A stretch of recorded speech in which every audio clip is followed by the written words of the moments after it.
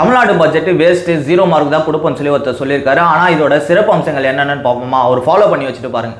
கூவாறு அடையாறு ஆறையும் கிளீன் பண்ணி நாங்கள் படகு சவாரிக்கும் குழந்தைகள் குளிப்பத்துக்கான பயன்பாட்டுக்கு எடுத்துகிட்டு வருவோம்னு சொல்லியிருக்காங்க.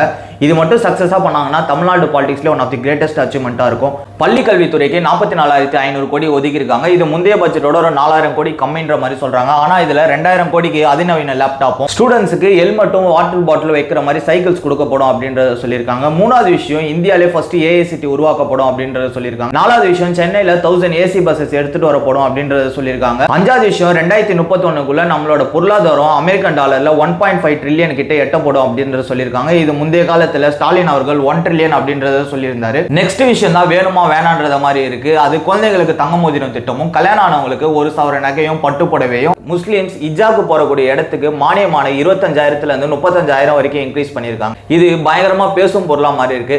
இந்த பட்ஜெட்ல எதெல்லாம் வேணும் வேணாம் நீங்க நினைக்கிறீங்கன்னு கமெண்ட்ல சொல்லிட்டு போங்க. பார்ட் 2 வேணா சொல்லுங்க, நான் நெக்ஸ்ட் வீடியோல போடுறேன். மறக்காம என்ன ஃபாலோ பண்ணி வச்சுக்கோங்க.